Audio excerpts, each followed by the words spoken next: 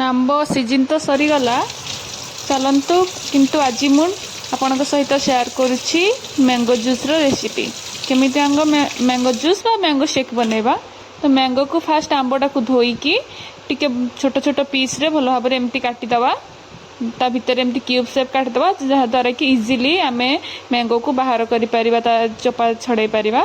तापरे ताकू आमे गोटे आमे मिक्सी जार रे नेकी सबू आंब गुड़ा को सेइथरे देई दबा।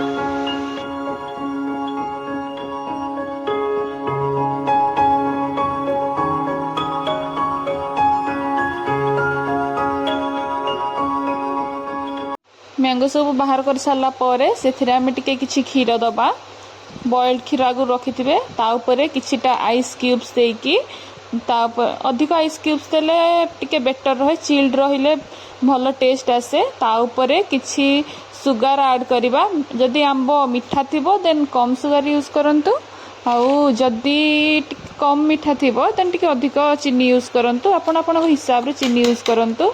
ताऊपर किछिटा गुजराती ग्राइंड करने दिंतु मु गोटा देइथिली किंतु छेचिकी देबे बेटर।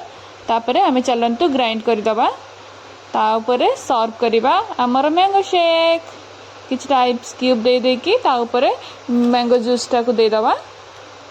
आ मु पुदीना पकई नथली आपण पुदीना पकई की ट्राई करिवे सेटा भी बेटर टेस्ट आसे।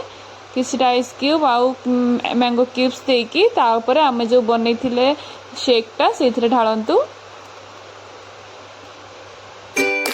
ग्लास रे ढाली सारला परे पुदीना देकी ताकू गार्निशिंग करके सर्व करंतु मैंगो शेक। Thank you.